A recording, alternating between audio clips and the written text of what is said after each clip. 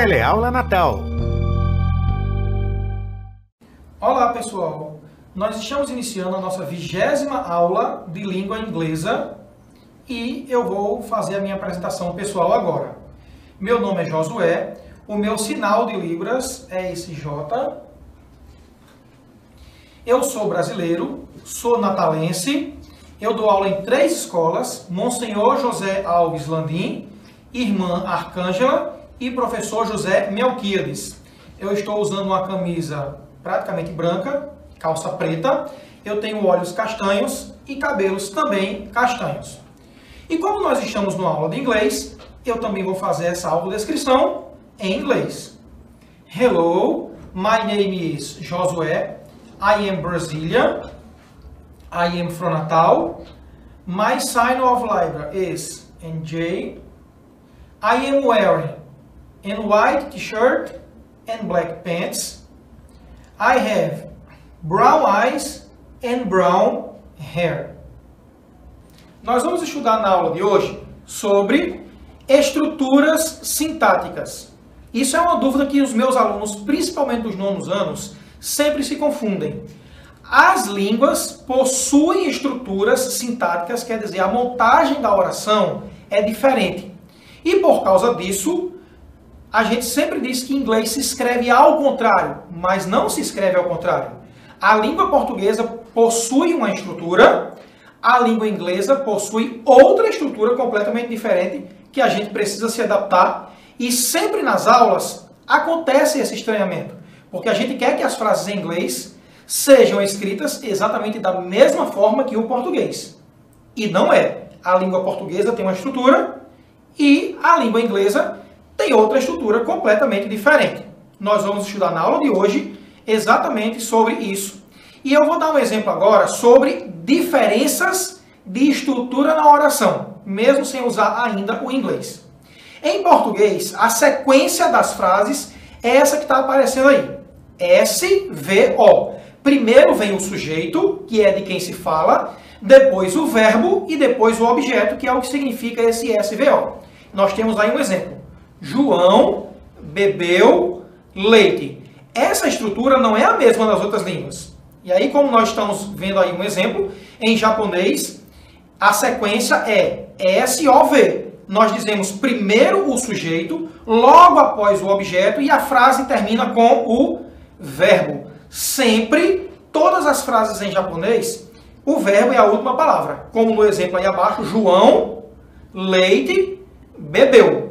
Eu estou mostrando esse exemplo para vocês verem que as estruturas oracionais são diferentes. Nós vamos ver 3 estruturas diferentes do português para o inglês.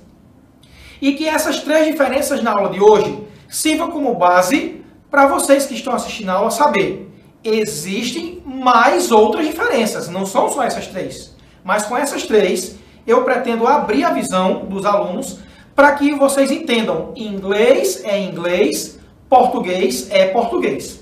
E quais são essas 3 diferenças sintáticas escolhidas, entre muitas outras, que dentro da aula você vai ver nos livros, você vai ver que inglês e português têm estruturas diferentes. A posição dos adjetivos, a posição dos objetos e o caso genitivo. Inclusive, os exercícios que serão mandados para as escolas serão exatamente com essas 3 diferenças sintáticas, quer dizer, estruturas diferentes das orações. Vamos começar com a primeira, que é a posição dos adjetivos. Em português, quando nós estamos falando, a gente fala primeiro sobre o substantivo, quer dizer, o ser, porque o substantivo é a palavra que dá nome aos seres, e o adjetivo, que é a palavra que dá qualidade, ela vem depois. O exemplo é gato branco. Eu tenho um gato branco. Eu estou usando uma calça preta. Vocês estão vendo que calça, que é o substantivo, vem primeiro, e preto, que é o adjetivo, a qualidade, vem depois? É assim que a gente fala em português. O substantivo vem antes e o adjetivo vem depois. Em inglês, isso muda de lugar. Não é que seja o contrário. É que a estrutura do inglês, o adjetivo ele vem antes do substantivo. Que é o caso do exemplo aí, white cat. E aí nós vamos ver agora 3 exemplos de frases em inglês. I have a black dog. I want a blue ball. She is a tall woman. Se português fosse igual ao inglês, a tradução seria exatamente essa que está no parênteses. Eu tenho um preto cachorro, eu quero uma azul bola, ela é uma alta mulher. Mas note que essa tradução não está correta. Por quê? Porque em português o substantivo vem antes. O correto seria: eu tenho um cachorro preto, eu quero uma bola azul, ela é uma mulher alta. A gente precisa prestar atenção nessa diferença de adjetivo e substantivo, porque nos livros vai vir assim, e isso confunde os alunos. O segundo exemplo de diferença sintática é a posição dos objetos. Nas orações em português, e um aluno de 9º ano já estudou o que é sujeito e o que é predicado. Nós temos aí o sujeito, que nesse exemplo é Maria, o verbo comeu e o objeto seria peixe. Maria comeu peixe. Sujeito, verbo e objeto. E no português nós temos dois tipos de objeto, que seria essa palavra peixe, o atingido pelo sujeito. Nós temos o objeto direto e o objeto indireto. O objeto direto, ele vem sem preposição, que é o caso do exemplo acima. Maria comeu peixe. Peixe é um objeto que está vindo sem o auxílio de preposição, isso é um objeto direto. O objeto indireto, ele vem com preposição. Então, Maria precisa de quê? Nós estamos vendo aí a preposição de em português. Maria precisa de peixe. Eu vou para onde?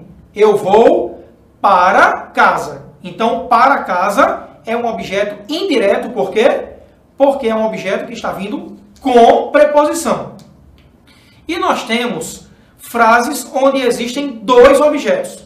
Em português, o verbo que pede o objeto direto e o indireto segue sempre essa ordem. Sempre vai vir primeiro o direto e depois o indireto. Quer dizer, no exemplo abaixo, eu dei um presente para Maria. Eu dei o quê? Um presente é o objeto direto sem preposição e agora vem o indireto. Eu dei um presente para quem?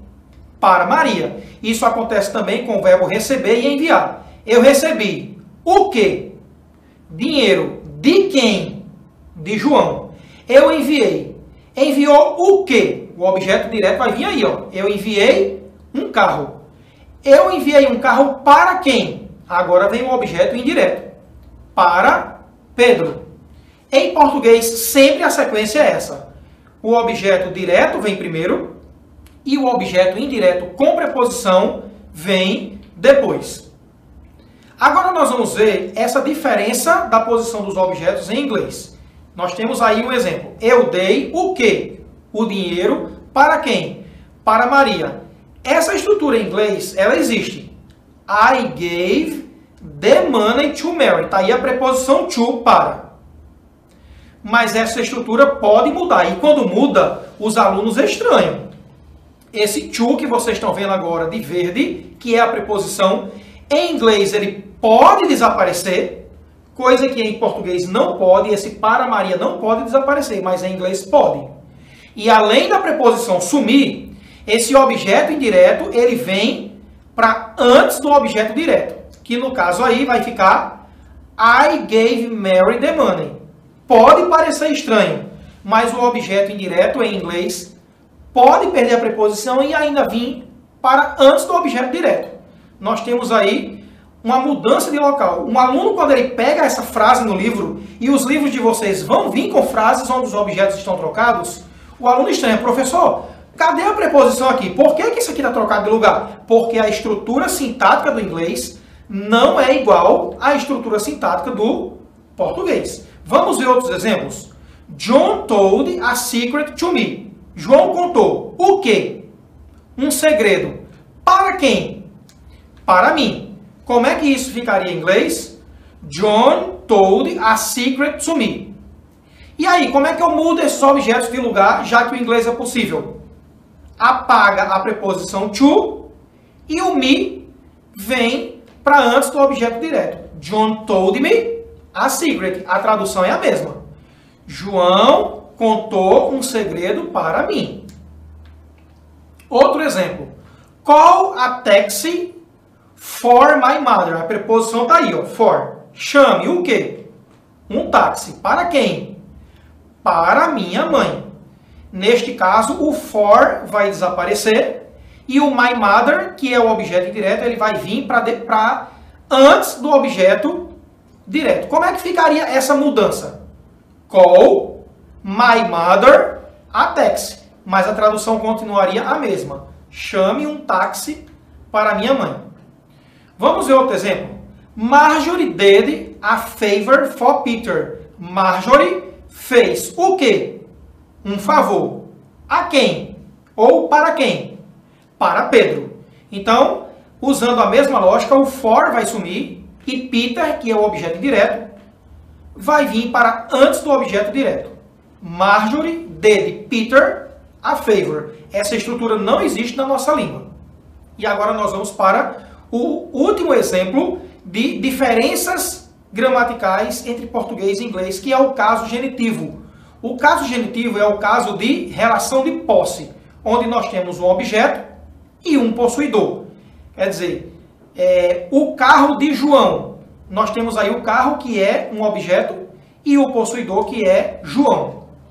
Em português, essa é a sequência. Nós temos o objeto primeiro. Sempre que a gente vai falar que alguém é dono de alguma coisa, a gente diz primeiro o objeto, depois a palavra de, que indica posse, e o possuidor, que é o dono, vem por último. O exemplo está aí. O carro de João. O carro, que é o objeto, vem primeiro, e João, que é o dono, vem depois.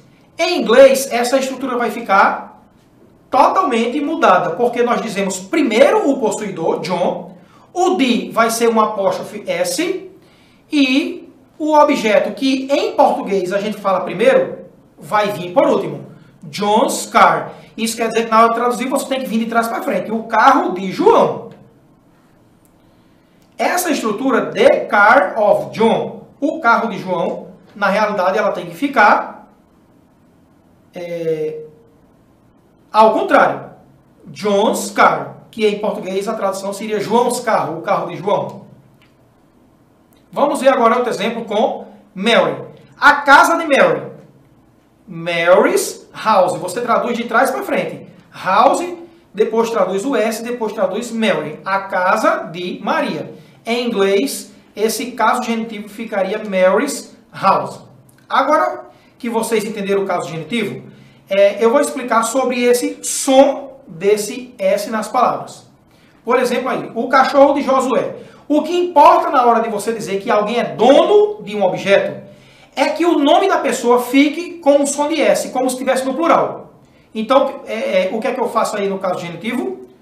Eu tenho que transformar o meu nome Josué em Josués. Esse som de S é o que indica que eu sou dono de alguma coisa. Como é que ficaria o exemplo? Josués dog. Maria, a casa de Maria. Marias, você tem que transformar exatamente o nome da pessoa para ela ficar com som de S. Você pode testar isso até com o seu nome.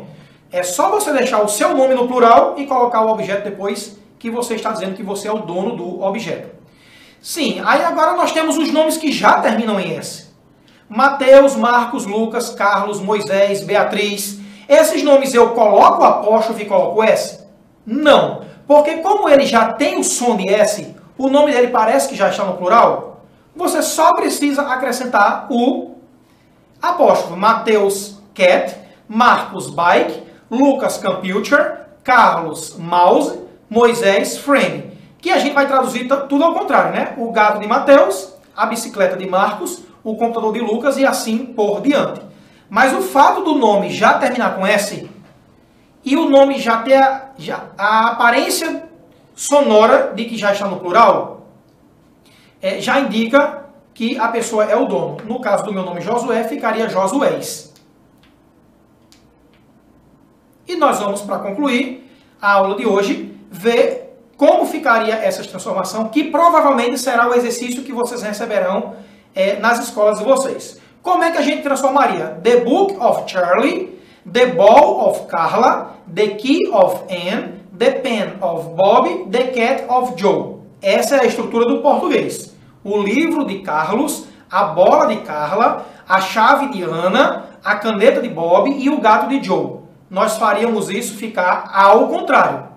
E seria Charles Book, Carla's Ball, Anne's Key, Bob's Pen, Joe's Cat. Na hora de traduzir, você tem que traduzir de trás para frente, porque a estrutura do inglês é completamente diferente. E nós estamos concluindo a aula de hoje. Eu gostaria de dizer a vocês que nós vimos, sintaticamente, a estrutura das orações. 3 exemplos para vocês verem nessa aula que as estruturas são completamente diferentes do inglês para o português. Mas existem outras. Quando você encontrar uma estrutura oracional diferente, pergunta ao seu professor: professor, me explica essa diferença? Por que em português e em inglês está tendo essa diferença aqui? E o professor vai lhe explicar. Então nós estamos terminando a aula de hoje. Bye, bye!